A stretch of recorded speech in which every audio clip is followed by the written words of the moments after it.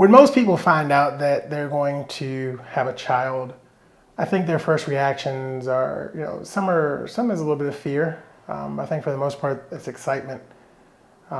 You start to think about what your child is going to be like who they're going to be, what they're going to like, the things they'll play with, the person they'll grow up to be, the schools they'll go to. For me, those moments of excitement were there, but I think it was majority fear. It was fear about how his future is going to be affected by me being on the autism spectrum. And although I'm a high functioning adult on the autism spectrum, I think people fail to realize that I'm still affected by it, regardless. Autism, there's the stigma of what someone with autism, what you think about when you think about someone on the autism spectrum, you think about a specific type of person. But we're all affected, we're all autistic, no matter where we are on the spectrum. And for me, the fear is, how am I going to be there for him every time he needs me when I'm going through moments where I'm struggling with communication, where how can I teach him to eat certain foods when I refuse to eat a lot of foods?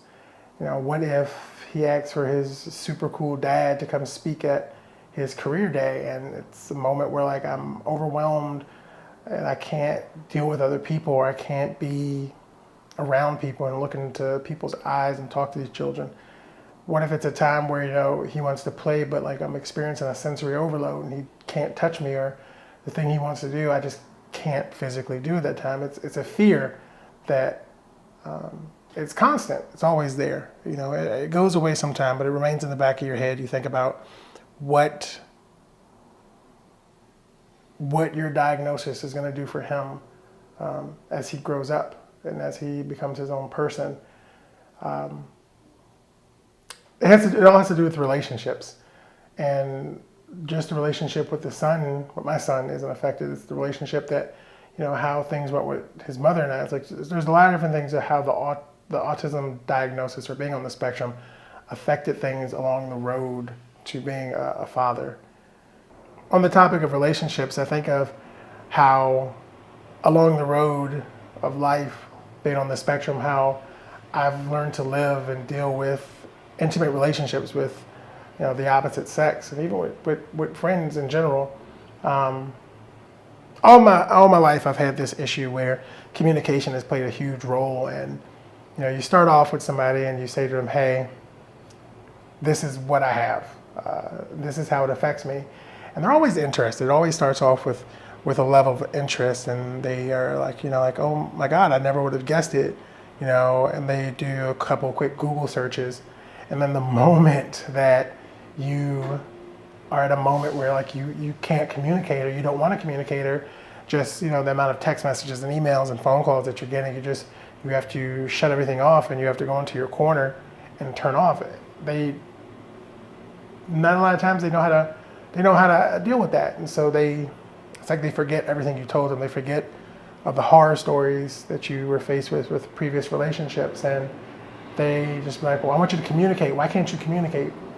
And you get to a point where you just got to say to people I'm trying, and that isn't good enough. So a lot of times it's hard to find a relationship that's going to have longevity, because you don't know if your diagnosis is going to cause the relationship to fail. And it's been so constant throughout my life that I'm at a point now where I don't believe I'm going to be in a long-term relationship anymore. I don't think a relationship is going to last more than a couple years with me, because after a while, my autism diagnosis will get in the way. Something will happen. I'll get overloaded in some type of way. They'll take my anger misdirectedly. I'll perceive their emotions to be one thing when they're not. I have troubles with them expressing their emotions. I won't be able to express my emotions the way I want to, or not to their liking or to their understanding, and it'll just cause issues. So I'm at a point now where it's I don't know what to do next. I don't know what I'm going to do with my next relationship. And I've tried various things. I've tried to talk to people, and I get faced with the same thing every time. Like, why can't you communicate with me? Why can't you do this? And it's difficult because, aside from, a full-time job where I actually just received a promotion to, basically running my own photography business and having major clients and brands, having deadlines that I need to meet. On top of me being a dad and needing to be there for my son from time to time, it becomes difficult trying to bring in someone new, trying to learn someone's new emotion, the way someone operates, the way someone thinks. It's very difficult to bring that person in and want to,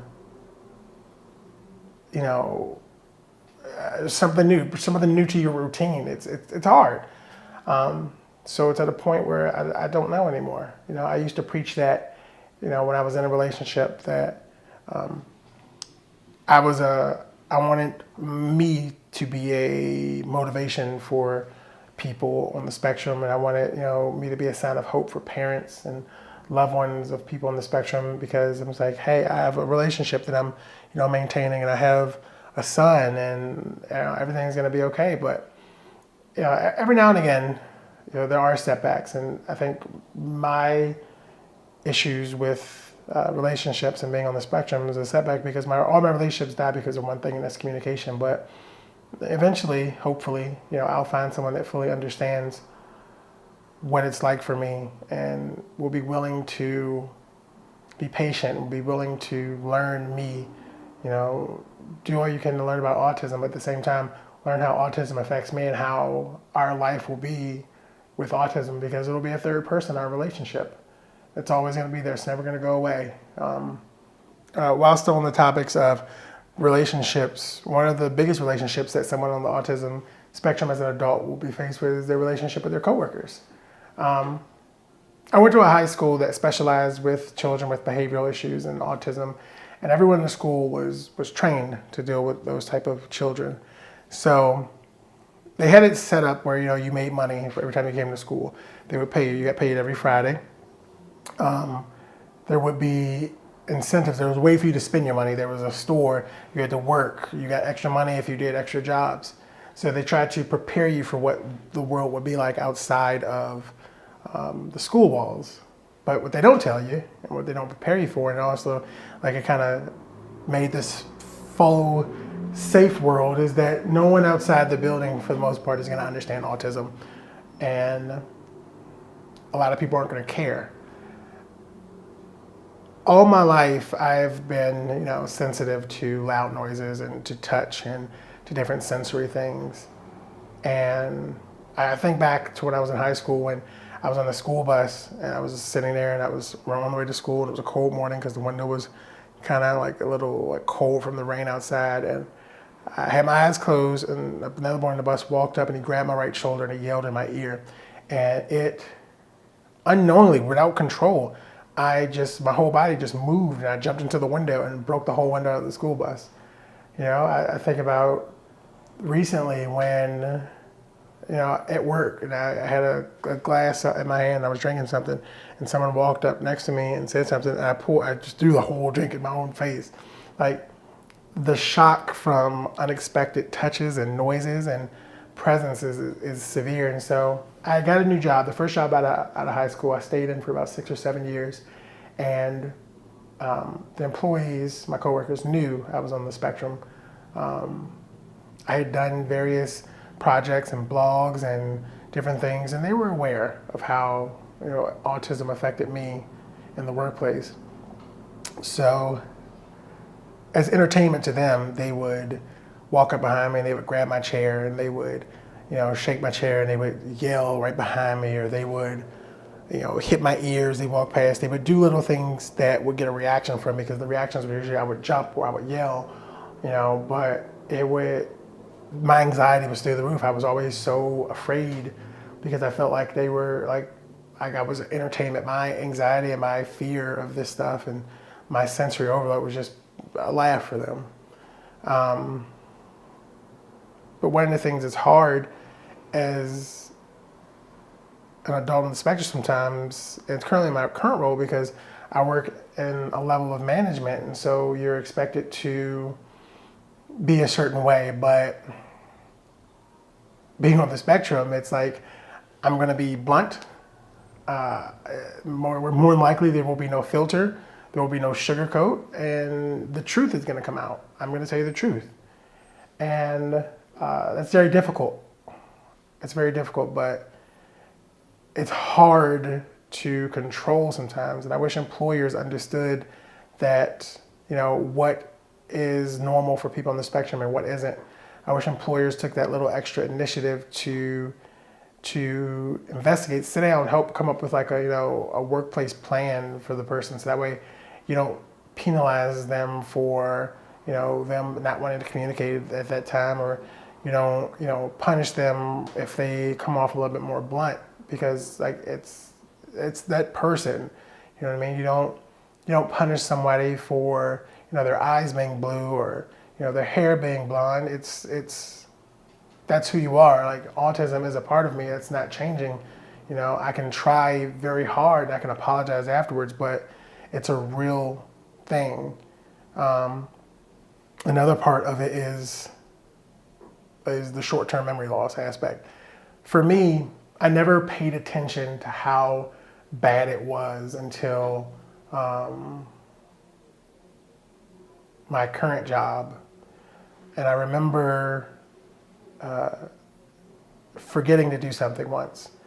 And I was like, I swear I did it. And they were like, you didn't. And it happened a few more times. I remember bringing it up to somebody that like short-term memory loss is a part of autism. Like, it's a real thing. Like, as much as I want to say it's not, it's a real thing. And they basically were like, okay, well, you need to remember to do this on a regular basis. And it was something as medial as like something very small that can be corrected without any effort afterwards.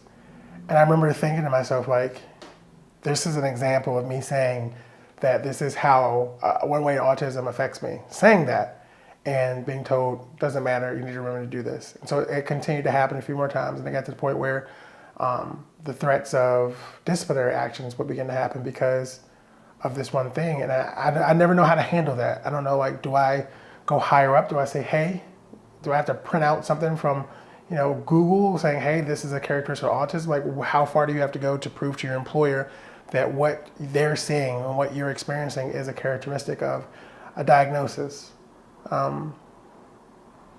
It's nerve-wracking sometimes, like, especially when all three things are going on. When you're having the issues with, your child, and then you're having the issues trying to date, and then you're having the issues in the workplace. All those three things, which is currently happening to me at this very moment as I speak, it kind of just drives you insane almost. Like, it kind of makes you want to lose hope in terms of, am I going to have a normal life? And I'm almost 30 at this point, and it's hard to know if I'll ever have a normal life.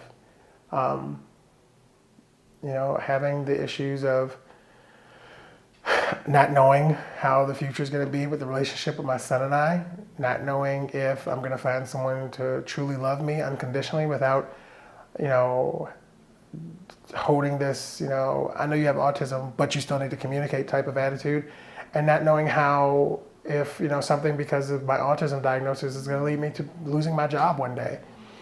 It's hard. It's very hard. So the only message that I ever preach, and the only message that I ever want, the outcome I ever want, is for people to communicate with the people on the spectrum.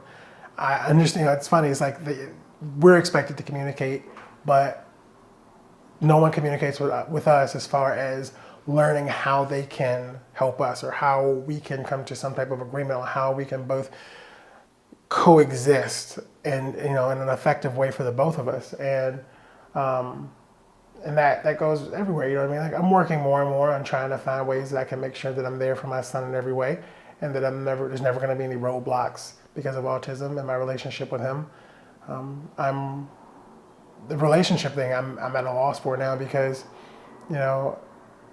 it's always some type of communication issue at every corner, and I don't know how to address that. I don't know, like, do you just say to people, like, hey, I have autism, this might happen, but it's not because of anything going on. It's literally because sometimes I just can't find the communication. I can't find the words. Sometimes I don't want to speak. Sometimes I'm just silent. Sometimes I just want to stare at trains all day and not be bothered with anybody. I'm sorry, don't touch me. It's hard to relay that. And I just don't know. I don't know what to do anymore with that. And then at the same time, going through the work stuff, it's like, what do you do? What does someone on the autism spectrum do? But I found a little bit of hope in thinking that it's not me, it's them, except for my son. I just continue to try to be as positive as I can. I try not to let the negativity sink in. I know a lot of people that say that I have inspired them and that I've given them a slither of hope in their life. I know a lot of people who say that, because of them, they've better understood things about themselves as well as their loved ones with autism. I'm going to keep going. I'm not going to stop. I'm not going to let any type of roadblock, stop me from being the person I am. But my goal of this Autism Awareness Month is that people, everybody, if you're watching this, if you're hearing these words, is that you take a moment, and if you know someone on the autism spectrum that is close to you, a loved one, a coworker, try to figure out what you can do to kind of make their interactions with you a little bit easier. And I hope that sounds fair, but it's already hard in this world for all of us. It's very hard, especially when you have something like autism that affects your relationships with people. But figure out what you can do to make their lives a little bit better in dealing with you. And other than that, just keep on loving people, because I love you.